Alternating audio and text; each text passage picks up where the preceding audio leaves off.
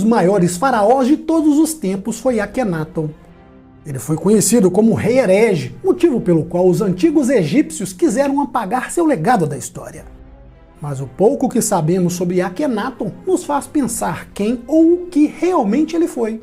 Em primeiro lugar, a julgar por sua aparência. Ao contrário de outros faraós que o antecederam, Akhenaton preferia ser representado de forma verdadeira, na forma como realmente era.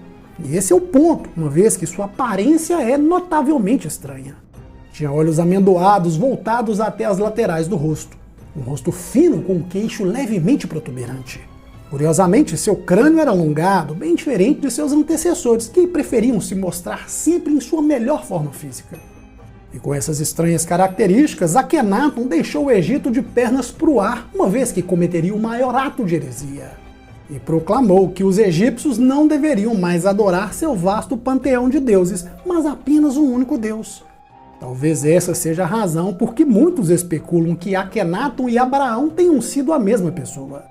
No entanto, embora tenha proclamado o monoteísmo, ele sabia da existência de vários deuses, mas decidiu que veneraria a um único Deus, o Deus Sol. Muitos são os mistérios sobre esse faraó porque era completamente diferente dos outros. Porém, o que mais impressiona sobre essas diferenças são as descobertas sobre o seu DNA.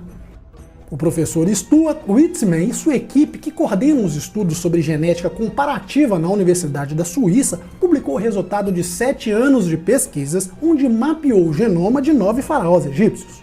Dessas amostras, 8 eram completamente normais, mas a amostra retirada da tumba KV55, que se imagina ser a de Akhenaton, era muito incomum.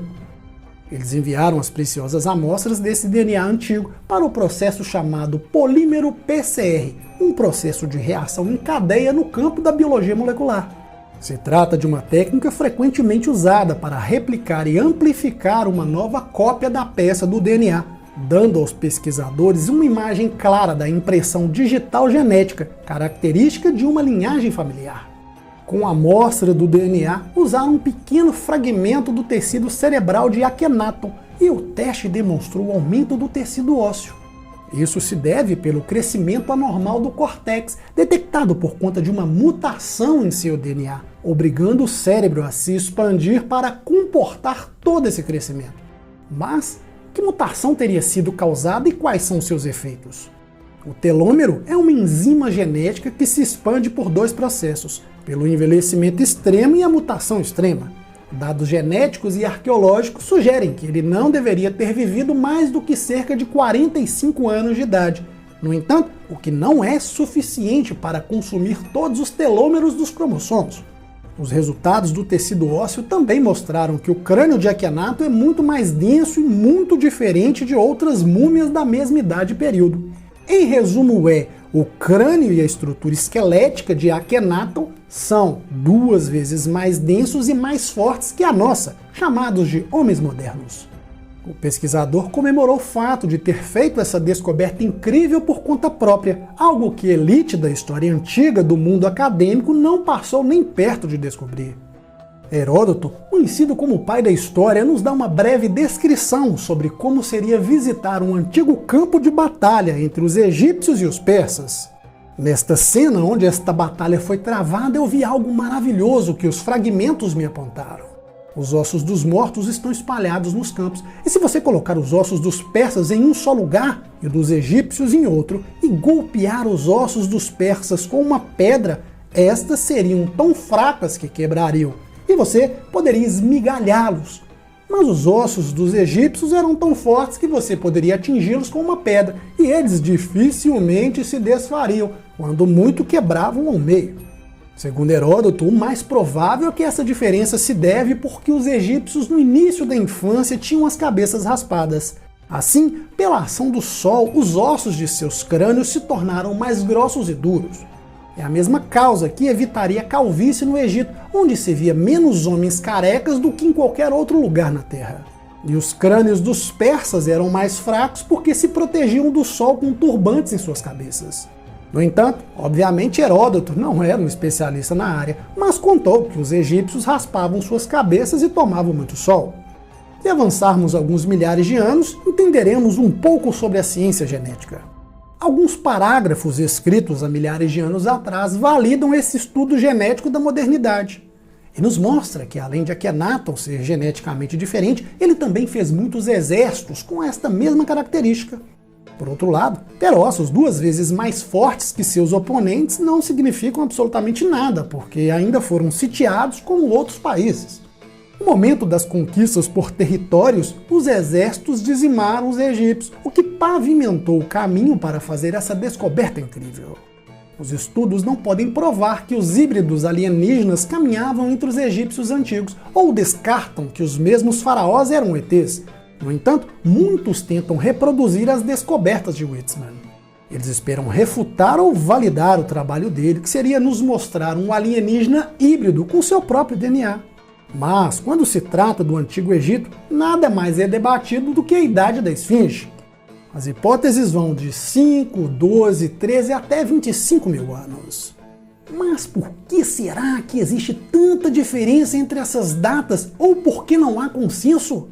Bem, devem haver mais motivos e interesses que fogem à técnica e análises científicas. No entanto, agora nos tempos modernos, algumas coisas já são conhecidas. Quando descobrimos a Esfinge, imaginávamos que ela tinha apenas uma cabeça. Com as descobertas arqueológicas, se descobriu um corpo inteiro além da cabeça e que estava preso à Esfinge. Hoje os geólogos já sabem que a parede do perímetro externo foi erodida pela chuva e a água ao seu redor. Isto é pouco divulgado no mundo acadêmico, já que não chove assim há mais de 11 mil anos. Ou seja, nos tempos dos antigos faraós do Egito, a Esfinge já era antiga. E ela não está sozinha nessa condição. Outro lugar é um templo diferente de qualquer um dos templos ao redor que já tratamos aqui no canal, o Templo de Osíris, em Abidos. Localizado no nível abaixo do solo, feito de peças gigantes e perfeitamente cortadas de granito sólido. Curiosamente, muito embora o granito tenha sido usado em muitas estátuas e blocos no Antigo Egito, há poucos edifícios feitos totalmente de granito sólido, exceto esse. E como está abaixo do nível do solo, todos os anos transborda por causa das chuvas e a água tem que ser bombeada para fora. Mas há outra descoberta mais incrível, e essa descoberta trouxe mais luz a tudo isso. Enquanto todos estavam envolvidos com essa descoberta, as pessoas não se deram conta da incrível engenharia que havia naquele local.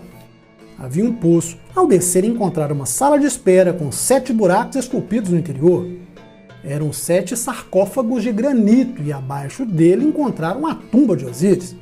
Um imenso sarcófago com uma tampa pesando 9 toneladas, parado em uma piscina de água, cercada por 4 pilares em cada canto, semelhante aos obeliscos. Porém, o sarcófago estava bem comprometido. Será que havia um deus dentro desse sarcófago gigante? O mais curioso é que, segundo os egiptólogos, essa tumba era somente simbólica, porque era um templo de adoração. Porém, não encontraram resquícios de qualquer oferta aos deuses ou muito menos sacrifícios feitos. E não havia escadas ou qualquer outro meio que chegasse ao suposto túmulo. Curiosamente, o design na tumba de Osíris não tinha marcas, nem inscrições mágicas para garantir a passagem dos deuses para o céu. Estava em branco, sem nenhum hieróglifo, ou seja, completamente diferente de qualquer outro sarcófago. Também não há sarcófagos gigantes que pesam 50 toneladas em um único bloco de granito. Por isso a teoria é que foram construídos antes de toda essa estrutura por causa do peso e da largura. Por outro lado, outra teoria diz que elas foram movidas por forças extraterrestres, assim como as pedras das pirâmides. E se não houver qualquer sentido na tese dos alienígenas, então devemos perguntar: por que Osíris é representado como verde escuro, o verde alienígena? Será que era para representar sua morte e o que acontece com o corpo depois dela? Ou pretendia representar um deus alienígena que desceu das estrelas? Ou ainda era produto da imaginação de algum egípcio antigo? No passado, os egípcios não se referiam a Osíris apenas como um simples rei. Ele era o primeiro rei, aquele que iniciou a civilização egípcia. Osíris tinha sua própria terra, seu próprio povo que orava por ele em seus próprios templos.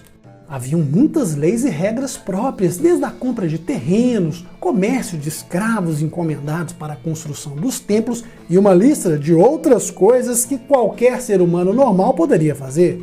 No entanto, Osíris nunca foi visto como um ser humano normal. Ele era o primeiro senhor, o rei Deus, um deus alienígena.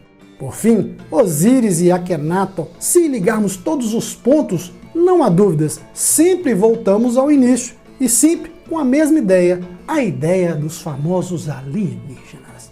Como sempre, se inscreva no canal, compartilhe esse vídeo para fortalecer a nossa amizade. Um forte abraço e até mais.